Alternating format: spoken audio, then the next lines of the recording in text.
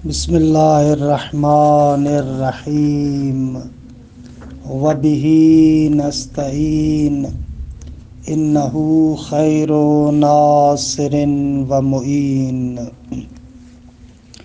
وصلی اللہ علی محمد و آلہ الطاہرین۔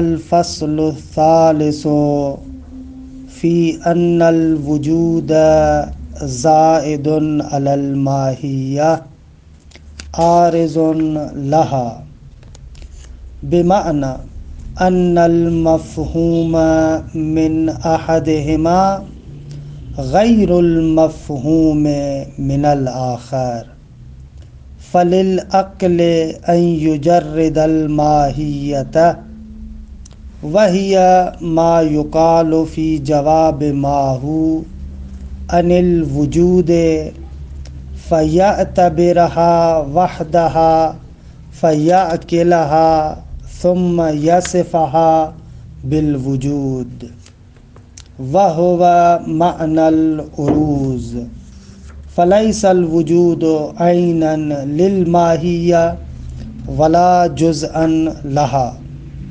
الحمدللہ ہماری گفتگو بدایت الحکمت میں مرحلہ اولا کے بیان میں ہے کہ مرحلہ اولا میں خداوند منان کے لطف و کرم سے ہم نے دوسری فصل کو تمام کیا۔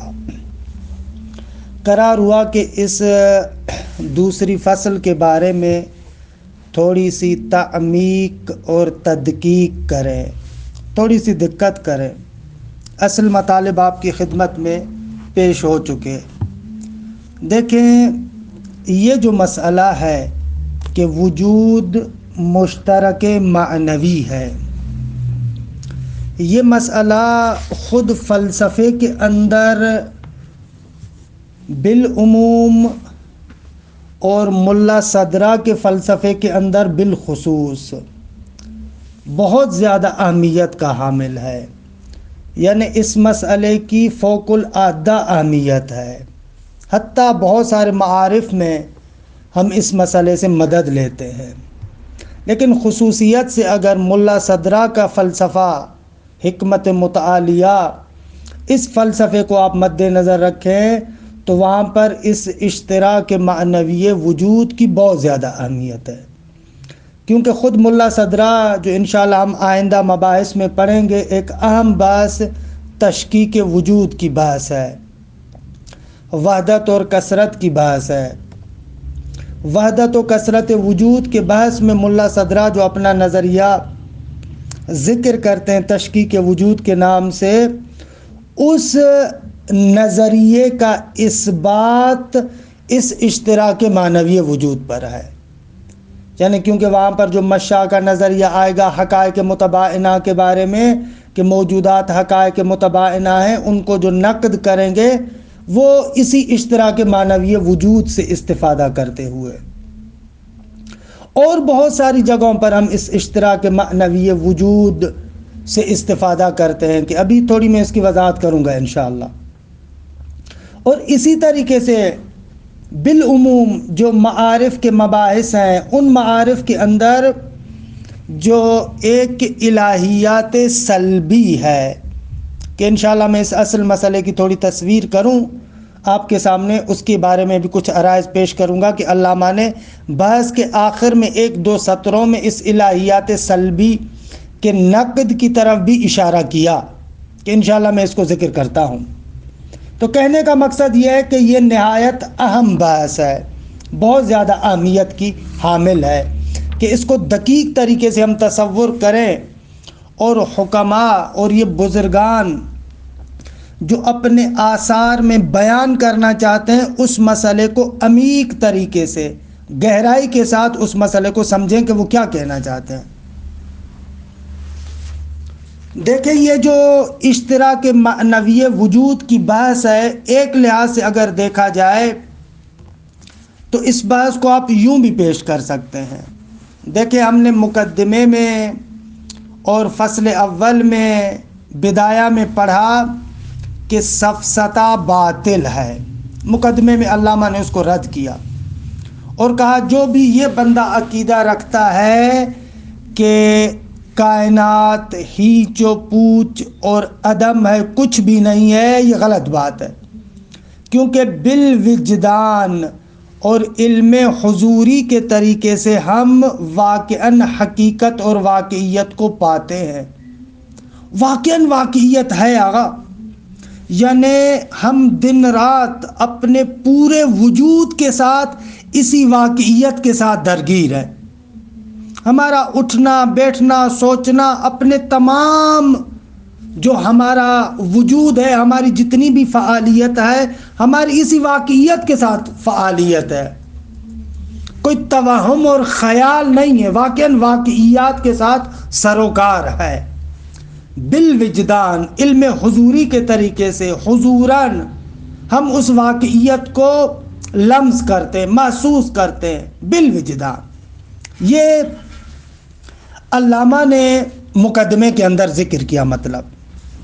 اب یہاں پر یہ جو مسئلہ ہے نا، اشتراک معنوی وجود، ایک لحاظ سے اسی کے ساتھ مربوط ہے۔ جب دیکھیں عدم کے مقابلے میں اور سفسطے کے مقابلے میں ہم واقعیت بما ہوا واقعیت کو ادراک کرتے ہیں، تو اس واقعیت کا انعکاس جو ہمارے ذہن میں ہوتا ہے ایک مفہوم کی شکل میں ہوتا ہے۔ یہ جو واقعیت ہے، جس واقعیت کے ساتھ آپ روبرو ہیں، جس کے ساتھ آپ کا سروکار ہے، اس تمام واقعیت کو بما ہوا واقعیت دیکھا جائے تو اس کا ایک انعکاس، ایک جلوہ، ایک ظہور آپ کے ذہن میں جلوہ گر ہوتا ہے۔ یعنی آپ کے ذہن میں اس کا ایک انعکاس پیدا ہوتا ہے، ایک جلوہ آتا ہے۔ وہ جو آپ کے ذہن میں اس کا انعکاس اور ایک جلوہ آتا ہے، اس کو ہم مفہوم وجود کہتے ہیں۔ یہ فصل اول میں بھی میں نے ذکر کیا تھا کہ مفہوم وجود کے بداہت کا سر اور راز بھی اسی نقطے میں چھپا ہوا ہے، کیونکہ اصل واقعیت کو آپ بالوجدان علم حضوری کے طریقے سے پاتے ہیں، تو اس کا جو انعکاس مفہوم کی شکل میں آپ کے ذہن میں آتا ہے وہ بھی بالکل بدیہی اور روشن ہے، وہ مفہوم وجود ہے۔ یہ پہلی فصل کی حد تک۔ یہاں پر جو ہم اشتراک معنوی وجود میں بحث کرتے ہیں، وہ اس نقطے کو بیان کرنا چاہتے ہیں۔ وہ جو واقعیت ہے نا، جس کے ساتھ آپ روبرو ہیں، ٹھیک ہے، اس تمام واقعیت کو جب عدم کے مقابلے میں دیکھتا ہوں تو وہ ایک حقیقت ہے۔ یعنی وہ تمام واقعیات، تمام موجودات اصل موجودیت اور واقعیت کے اعتبار سے ایک چیز ہے جو اس سفسطے اور عدم کے مقابلے میں ہے۔ یعنی واقعاً، یعنی آپ تمام موجودات کو، جو مختلف موجودات آپ کے سامنے، یہ سارے کے سارے اصل واقعیت کے اعتبار سے دیکھیں، اصل وجود کے اعتبار سے دیکھیں، یہ ایک واقعیت ہے، ایک واقعیت ہے، یعنی خود واقعیت کے اعتبار سے۔ یہ بات کہنا چاہتا ہوں، اس نقطے کو تھوڑا سا لیجئے گا۔ یہ جو میں زور دے رہا ہوں، یعنی اس واقعیت کے اعتبار سے زمین آسمان، ان تمام چیزوں میں سے کسی میں بھی کوئی فرق نہیں ہے۔ اصل واقعیت کے اعتبار سے ایک واقعیت ہے، ایک وجود ہے، درست عدم کے مقابلے میں۔ اس اعتبار سے یہ ایک حقیقت ہے۔ خوب، اس ایک حقیقت، اس اصل واقعیت کو جو میں عرض کر رہا ہوں کہ ایک حقیقت ہے، اس ایک حقیقت کا جو آپ ادراک کرتے ہیں وہ بھی وحدانی ادراک کرتے ہیں۔ یعنی وہ جو اس واقعیت کا انعکاس آپ کے ذہن میں آتا ہے، وہ انعکاس بھی ایک شیء واحد ہے، ایک شیء واحد ہے، کہ جس کو ہم کہتے ہیں کہ مفہوم وجود مشترک معنوی ہے۔ مشترک معنوی ہے یعنی کیا؟ یعنی خود یہ موجودیت، خود یہ موجود، جتنے بھی مظاہر موجودات پر آپ حمل کرتے ہیں، جتنے بھی مظاہر واقعیات پر آپ حمل کرتے ہیں، اسی ایک معنی میں حمل کرتے ہیں، کیوں؟ اس لیے کہ یہ جتنے بھی موجودات ہیں خود اصل واقعیت کے اعتبار سے، اصل وجود کے اعتبار سے سب کے سب مشترک ہیں، یعنی ایک ہی چیز ہے۔ اب اس ایک ہی چیز کا جو انعکاس آپ کے ذہن میں آئے گا حتماً وہ اشتراک معنوی وجود کی شکل میں ہوگا۔ دقت کیجیے گا کہ میں کیا عرض کرنا چاہ رہا ہوں؟ میں یہ عرض کرنا چاہ رہا ہوں کہ اس اشتراک معنوی وجود کو فقط مفہوم کی حد تک آپ نہ رکھیں، یعنی درست ہے کہ بحث ہماری مفہوم وجود میں ہے، لیکن نہ اس طریقے سے کہ یہ مفہوم وجود واقعیت سے کٹا ہوا ہے، نہ اس اعتبار سے کہ اس کا اس خارج اور واقعیت کے ساتھ کوئی ارتباط نہیں ہے، نہ نہ نہ۔ اصلاً یہ جو میں کہہ رہا ہوں مفہوم وجود مشترک ہے، یعنی ایک ہی معنی میں تمام موضوعات پر حمل ہوتا ہے، اس کا سر اور اس کا راز اور اس کا نقطہ بھی اسی چیز میں چھپا ہوا ہے کہ وہ اصل واقعیت عدم کے مقابلے میں ایک چیز ہے۔ یعنی ایسے نہیں ہے کہ یہ واقعیت، ایک واقعیت مثلا اس کا ایک معنی ہو، ایک چیز ہو، اور دوسری جگہ پر میں جو واقعیت کہہ رہا ہوں وہ اصلا واقعیت دوسری کوئی واقعیت ہو، نہ، اصل واقعیت کے اعتبار سے یک پارچہ اور ایک ہی چیز ہے خود خارج کے لحاظ سے۔ خوب، اچھا کیا مطلب اس کا؟ کیا کہنا چاہتا ہوں؟ خوب، اس کا مطلب یہ ہے کہ آغا جتنی بھی واقعیات ہے وہ واقعیت کی جہت سے اگر آپ دیکھیں تو عدم اور سفسطے کے مقابلے میں ایک حقیقت ہے۔ تمام واقعیات اصل واقعیت کے اعتبار سے، اصل موجودیت کے اعتبار سے عدم اور سفسطے کے مقابلے میں ایک حقیقت ہے۔ خوب، اسی وجہ سے جب میں اس واقعیت کے ساتھ علم حضوری کے اعتبار سے برخورد کرتا ہوں، روبرو ہوتا ہوں، مستقیم طریقے سے میرا اس کے ساتھ جب مواجہہ ہوتا ہے تو میں اپنے وجود کے اندر جو احساس کرتا ہوں نا، ایک ادراک واحد کو ادراک کرتا ہوں۔ درست ہے؟ ادراک واحد وہی جو مفہوم وجود ہے، اور اسی کو ہم کہتے ہیں کہ مفہوم وجود مشترک معنوی ہے۔ اچھا، یہاں سے دیکھیں ایک عام ترین نقطہ ہمارے لیے حل ہوتا ہے۔ وہ نقطہ یہ ہے کہ اگر اس طریقے سے آپ مفہوم وجود کو مشترک معنوی مانے تو وہ جو الہیات سلبی ہے، الہیات سلبی کلامی اعتبار سے ایک متکلمین کا گروہ ہے جو کہتا ہے کہ مختلف اوصاف کو، مختلف معمولات کو جب آپ خدا کے لیے ثابت کرتے ہیں تو اس کا معنی ہمیں کچھ بھی سمجھ میں نہیں آتا۔ ان کی واضح مثال دوں، ان لوگوں کو کہا جائے کہ جب آپ کہتے ہیں کہ خدا عالم ہے، اس کا کیا معنی ہے؟ تو وہ کہتے ہیں عالم کا ہمیں مطلب سمجھ میں نہیں آتا۔ عالم ہے یعنی بس اتنا جانتے ہیں کہ جاہل نہیں ہے۔ جب ان لوگوں کو کہا جائے کہ آپ کہتے ہیں کہ خدا قادر ہے تو اس قادر کا کیا معنی لیتے ہیں؟ وہ کہتے ہیں کہ قادر کا ہمیں پتہ نہیں، کوئی معنی سمجھ میں نہیں آتا، بلکہ ہم صرف اتنا کہتے ہیں کہ خدا عاجز نہیں ہے۔ درست؟ حتیٰ ان لوگوں کے اعتبار سے جو افراطی طریقے سے الہیات سلبی کو مطرح کرتے، جب ان کو کہا جائے کہ خدا موجود ہے، خدا ہے، اس کا کیا معنی؟ کہ کچھ سمجھ میں نہیں آتا، بس یہ کہتا ہوں کہ معدوم نہیں۔ یہ علامہ نے جو اس فصل کے آخر میں رد کیا تھا ان لوگوں کو اور کہا تھا کہ تعطیل عقل عن المعرفت لازم آتا ہے، یہ تعطیل عقل عن المعرفہ یہی وہی الہیات سلبی ہے کہ الہیات سلبی میں یہ لوگ ایسے کہتے ہیں۔ اب اس الہیات سلبی وجود کے، یعنی یہ جو الہیات سلبی آپ بیان کر رہے ہیں خداوند منان کے لیے، ان لوگوں کے مقابلے میں یہ اشتراک معنوی مفہوم وجود بہت زیادہ کارگر ہے۔ یعنی ان کو رد کرنے کے لیے خب بالاخره دیکھیں اصل ہستی ایک ہی معنی میں تمام موجودات پر حمل ہوتا ہے۔ البتہ جیسا کہ کل بھی عرض کیا تھا کہ اس کا کبھی بھی معنی یہ نہیں ہے کہ وہ جو مصادی کے وجود ہے، وہ جو وجود کے مختلف مراتب ہیں، وہ سب کے سب برابر ہے۔ نہ عزیز من، یہ نہیں کہنا چاہ رہے۔ لیکن یہ کہہ رہے ہیں کہ تمام موجودات اصل واقعیت میں، اصل موجودیت میں شریک ہے۔ اس نظر کے ذریعے سے یہ الہیات سلبی بھی بالکل رد ہو جاتی ہے کہ اصلاً اس کی کوئی جگہ نہیں رہتی۔ خوب، یہ ایک نقطہ کہ اس نقطے کو خوب اچھے طریقے سے بار بار اس پر تأمل کریں، دقت کریں، تاکہ یہ نقطہ اچھے طریقے سے آپ کے ذہن میں بیٹھے۔ بعد والے بہت سارے مباحث میں یہ ہمارے لیے بہت زیادہ مفید ہے۔ خوب، ایک اور نقطہ کہ جس نقطے کی طرف توجہ دلانا ضروری ہے، وہ نقطہ یہ ہے کہ یہ جو تینوں دلائل ہیں، ان تینوں دلائل میں سے جو پہلا اور تیسرا دلیل ہے، اس کے ذریعے سے آپ کیا کر رہے تھے؟ مطلق اشتراک لفظی کو رد کر رہے تھے۔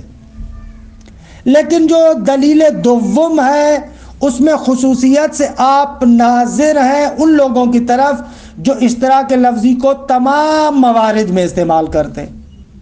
خوب، یہ تھوڑی سی دقت کیجئے گا۔ خوب، اب آتے ہیں آہستہ آہستہ بعد والی فصل کی طرف، کہ اس کے بعد ایک اور فصل ذکر کرتے ہیں جو تیسری فصل ہے۔ دیکھیں، اس تیسری فصل میں ہم کیا بیان کرتے ہیں؟ اس کو دقیق طریقے سے حاصل کرنے کے لیے، سمجھنے کے لیے اس میرے نقطے پر تھوڑی سی توجہ کیجیے گا۔ یہ جو آغا واقعیت ہے، آپ نے پہلے مرحلے میں مقدمے میں ثابت کیا، اصل واقعیت ہے عدم اور سفسطے کے مقابلے میں، اس کو آپ جان چکے۔ دوسری فصل میں آپ نے یہ بھی جان لیا کہ وہ جو مفہوم وجود ہے وہ مشترک معنوی ہے، یعنی عدم کے مقابلے میں، سفسطے کے مقابلے میں واقعیت بما ہوا واقعیت ایک حقیقت واحدہ ہے، اور اسی ایک حقیقت واحدہ کا انعکاس آپ کے ذہن میں اشتراک معنوی وجود کی شکل میں آ رہا ہے۔ اب یہ ابھی ہم نے بیان کیا آپ کے سامنے۔ یہ دو نقطے آئے۔ اب آتے ہیں ایک اور اسٹیپ آگے بڑھاتے ہیں، اسی واقعیت مشترک کے بارے میں۔ یہ جو مشترک واقعیت ہے جس کو اشتراک معنوی وجود آپ کہہ رہے تھے کہ اشتراک معنوی وجود، یہ جو مفہوم وجود ہے، اس ایک واقعیت کا انعکاس تھا۔ اچھا، تیسرے مرحلے میں ہم اس پر غور کرتے ہیں، توجہ کرتے ہیں، اس واقعیت اور حقیقت کو دیکھتے ہیں۔ یہ واقعیت مختلف طریقوں سے ہے۔ دقت کیجیے گا کہ اب کیا کہہ رہا ہوں۔ ابھی تک زور اس پر تھا کہ عدم کے مقابلے میں ایک واقعیت واحدہ ہے، حقیقت واحدہ ہے، اصل واقعیت، اصل موجودیت۔ جب عدم کے مقابلے میں دیکھ رہا تھا، کہہ رہا تھا کہ اصل واقعیت ایک ہے، اس کو ذکر کر رہا تھا۔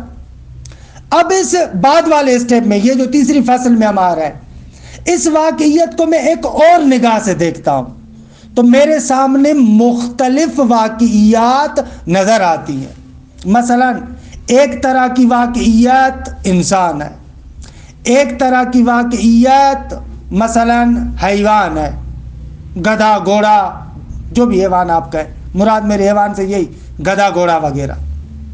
خوب، ایک واقعیت مثلا آپ کے سامنے شجر ہے، پیڑ ہے، پیڑ پودے وغیرہ اس طریقے سے۔ ایک طرح کی واقعیت آپ کے سامنے پتھر ہے، مٹی ہے، زمین ہے، یہ خوب، اس طریقے سے میں دیکھتا ہوں تو میرے سامنے مختلف طرح کی واقعیتیں ہیں۔ در عین حال کہ یہ تمام واقعیات اصل واقعیت، اصل موجودیت کے اعتبار سے ایک ہے۔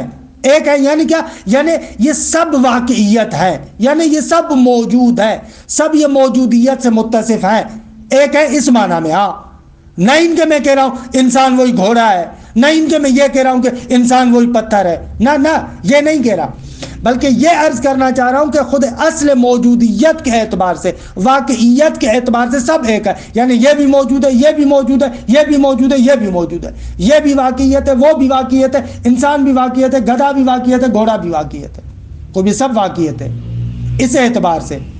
لیکن دوسری نگاہ جب میں ان پر ڈالتا ہوں تو یہ اور طرح کی واقعیت ہے، انسان اور طرح کی واقعیت ہے، گھوڑا اور طرح کی واقعیت ہے، شجر اور طرح کی واقعیت ہے، مثلا زمین اور طرح کی واقعیت ہے، آسمان اور طرح کی واقعیت ہے، پانی اور طرح کی واقعیت ہے، جبل اور طرح کی واقعیت ہے۔ خوب یہ میرے سامنے نظر آتا ہے۔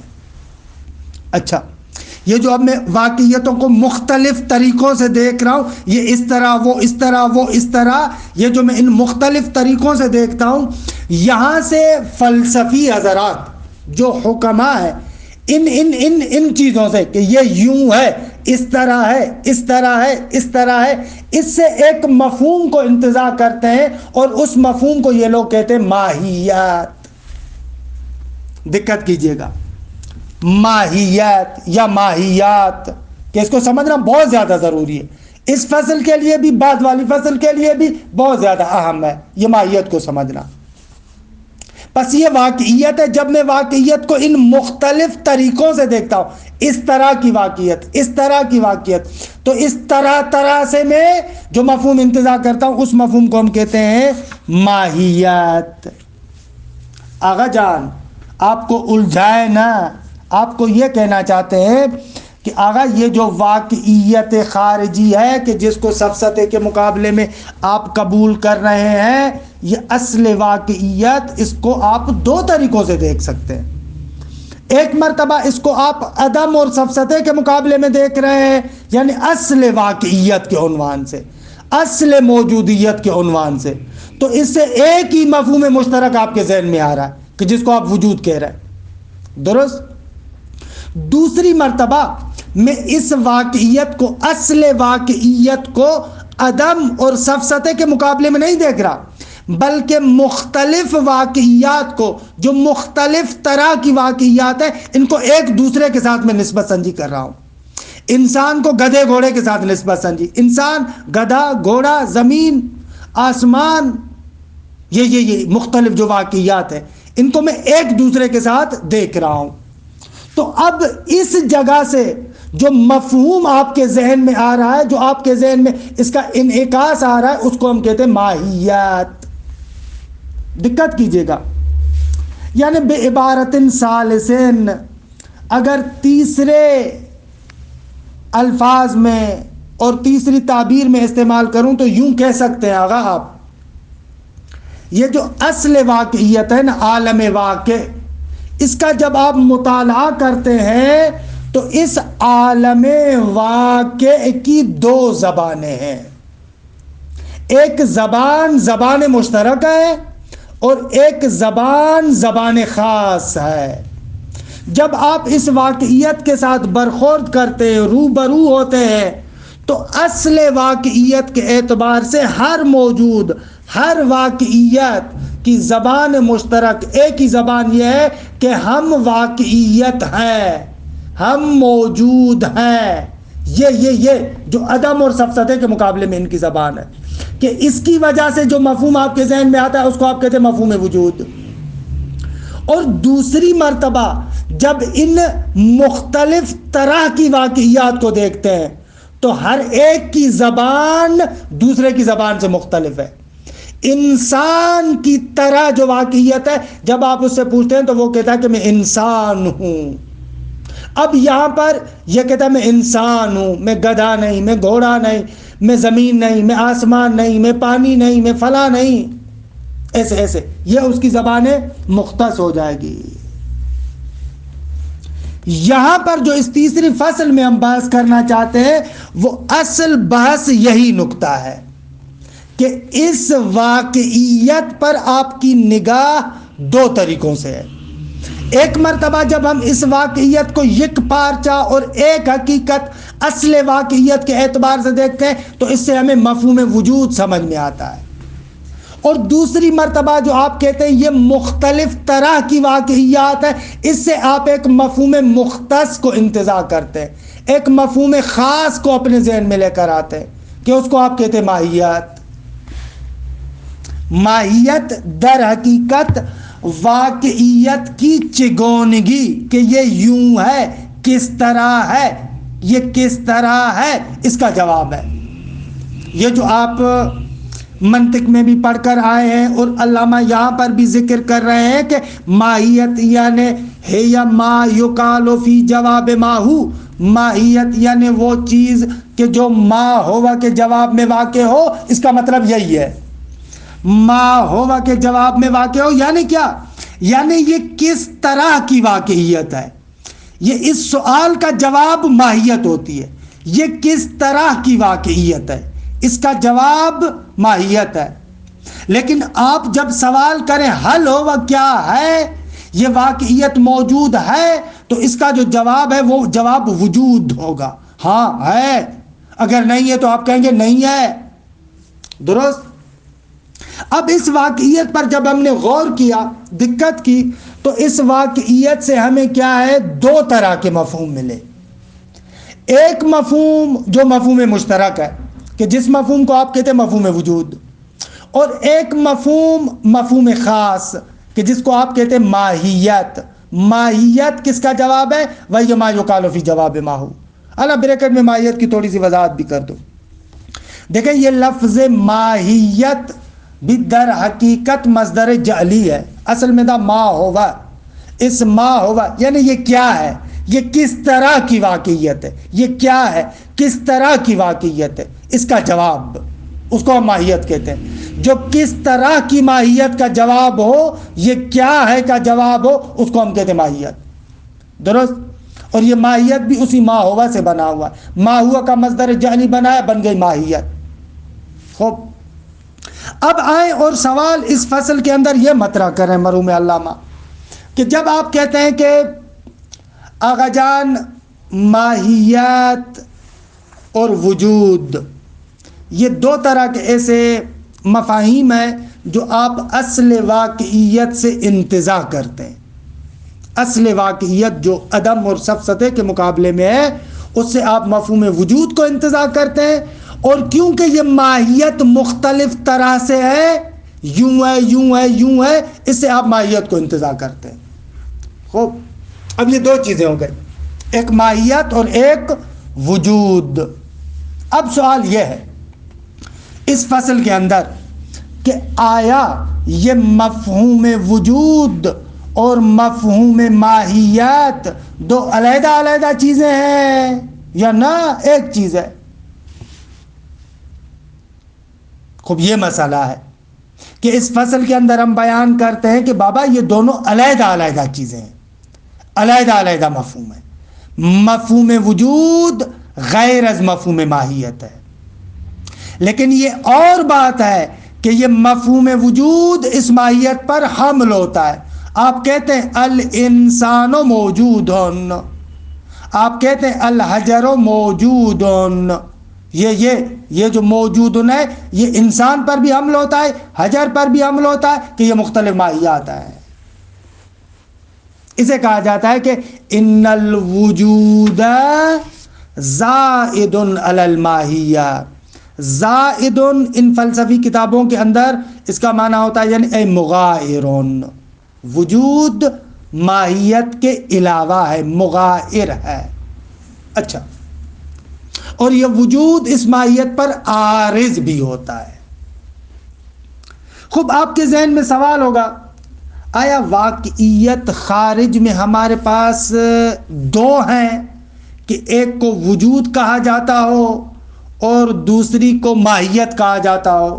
یعنی مثلا ہمارے سامنے خارج میں واقعیت دو طرح کی ہے، یعنی ایک واقعیت کو آپ کہیں وجود اور دوسری واقعیت کو آپ کہیں ماہیت۔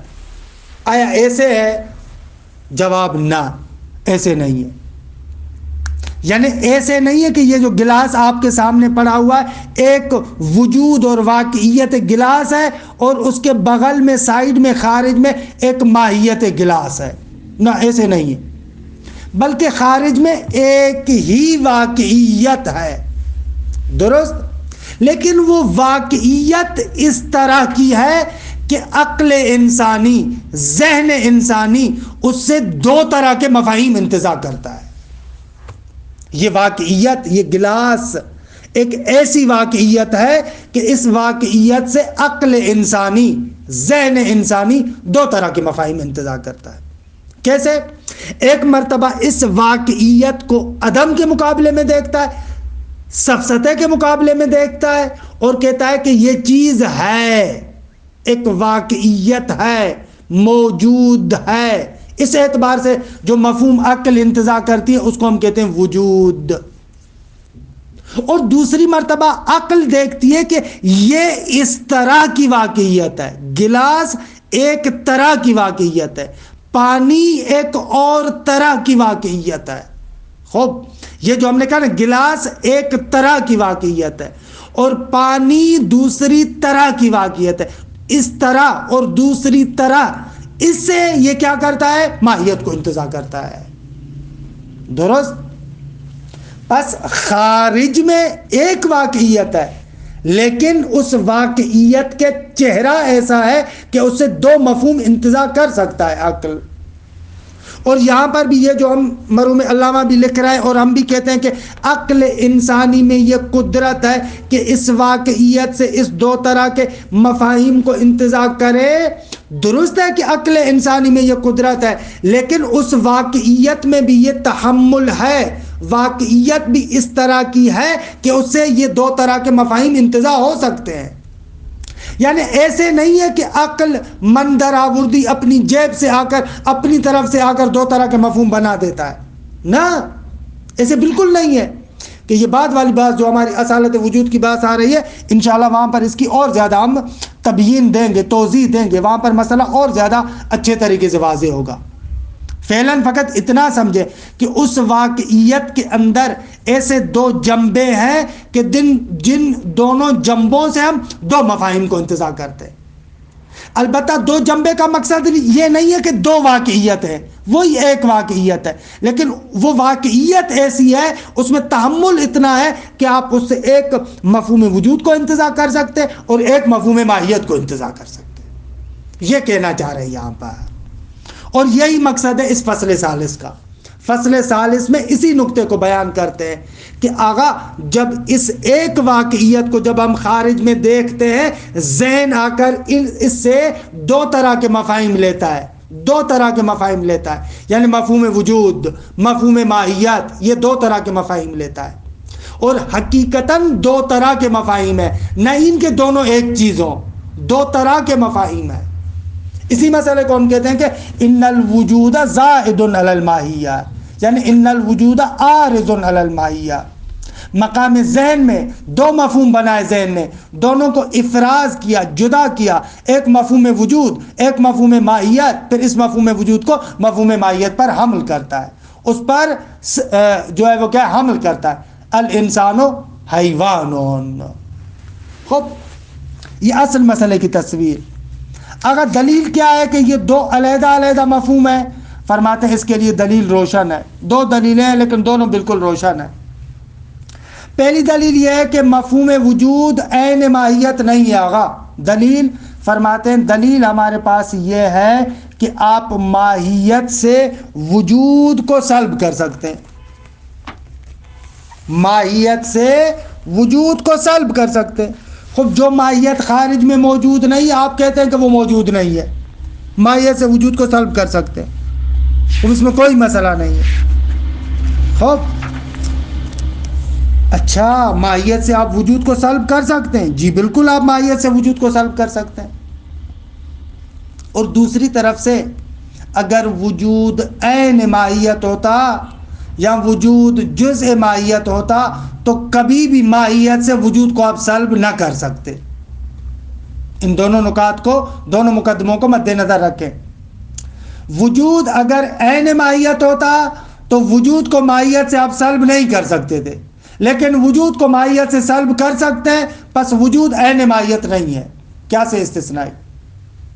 اگر وجود عین ماہیت ہوتا یا جزء ماہیت ہوتا تو وجود کو ماہیت سے سلب نہیں کر سکتے تھے؟ فرماتے ہیں اس لیے کہ کبھی بھی ایک شے کو خود اس شے سے یا ایک شے سے اس کے ذاتیات کو سلب نہیں کر سکتے۔ مثلا آپ نہیں کہہ سکتے الانسان لیس بانسان، نہیں کہہ سکتے، سلب شیء عن نفسہ ہی محال ہے، ایک شے کو خود اپنے آپ سے سلب کرنا محال ہے۔ یا مثلا جو اس کے ذاتیات ہیں، جو اس کے اجزاء ہیں، مثلا حیوانیت اور ناطقیت، آپ نہیں کہہ سکتے الانسان لیس بحیوان، آپ نہیں کہہ سکتے الانسان لیس بناطق یا لیس بحیوان، نہ نہیں کر سکتے۔ پس یہاں سے سمجھ میں آیا کہ وجود نہ عین ماہیت ہے نہ جزء ماہیت ہے۔ یہ دلیل اول۔ دلیل دوم، اگر وجود عین ماہیت ہوتا یا جزء ماہیت ہوتا تو بین الثبوت ہوتا، کیونکہ ایک شے کے ذاتیات خود اس شے کے لیے بینۃ الثبوت ہوتے ہیں، واضح ہوتے ہیں، ان کے لیے دلیل کی ضرورت نہیں پڑتی۔ مثلا انسان، اس کے اجزاء کون سے، اس کے ذاتیات کون سے؟ حیوانیت اور ناطقیت۔ جب ایک انسان موجود ہے تو آپ نہیں کہیں گے کہ یہ حیوان ہے، اس کی دلیل کیا ہے؟ آپ نہیں کہیں گے یہ ناطق ہے، اس کی دلیل کیا ہے؟ نہ، اگر انسان ہے تو اس کے ذاتیات خود بخود اس کے ذات ہیں۔ کسی بھی ذات کے ذاتیات بین الثبوت ہوتے ہیں، روشن ہوتے ہیں، واضح ہوتے ہیں، ان کے اس بات کے لیے دلیل کی ضرورت نہیں پڑتی۔ حالانکہ ہم دیکھتے ہیں ماہیت کے موجود ہونے کے لیے دلیل کی ضرورت پڑتی۔ بہت سارے مقامات پر دیکھتے ہیں کہ ماہیت موجود نہیں ہے، خب یہاں بہت ساری ماہیات کے وجود پر آپ استدلال کرتے ہیں۔ مثلا جیسے عقل مجرد، خب فرشتہ ایک ماہیت ہے، خب آیا موجود ہے یا موجود نہیں ہے؟ خب اس کے لیے آپ دلیل لے کر آتے، دلائل کے ذریعے سے اس بات کرتے۔ اگر وجود عین ماہیت ہوتا تو عقل یعنی فرشتہ جو ایک ماہیت ہے اس کے لیے دلیل لانے کی ضرورت نہیں تھی، حالانکہ دلیل لانے کی ضرورت ہے۔ فتلخص، بحث کو تمام کروں، یہ فصل سوم جو عام ترین فصل ہے وہ اس نقطے کے بارے میں ہے کہ وجود اور ماہیت مقام ذہن میں دو علیحدہ علیحدہ مفاہیم ہیں، اور وجود کو ماہیت پر حمل کرتے ہیں آپ، درست ہے، اس میں کوئی شک نہیں ہے، لیکن دونوں عین ہم نہیں ہیں، ایک ہی چیز نہیں ہے۔ الفصل الثالث فی ان الوجود زائد علی الماہیہ، فرماتے ہیں کہ تیسری فصل اس نقطے کے بارے میں کہ وجود غیر از ماہیت ہے، درست ہے، عارض لہا، اور یہ وجود ماہیت پر عارض ہے۔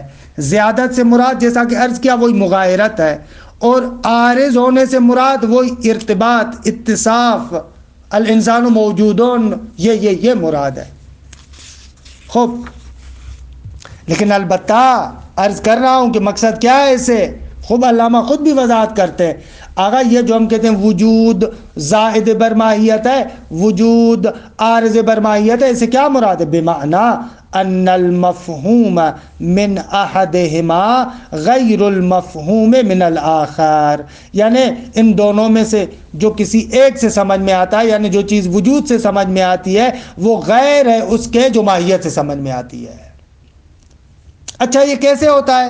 فرماتے ہیں فللعقل، عقل میں یہ توان اور قوت ہے کہ ان یجرد الماہیت عن الوجود، عبارت ایسے ہے وہی ما یقال فی جواب ما ہو، یہ بریکٹ میں ہے، یعنی عقل میں یہ توان اور طاقت ہے کہ ماہیت کو وجود سے مجرد کر سکتا ہے، خالی کر سکتا ہے، یعنی فقط خالی ماہیت کو دیکھے، یہ عقل کے اندر توان ہے، خالی ماہیت کو دیکھے، فقط انسان کو دیکھے، اس کے اندر موجودیت کو نہ دیکھے۔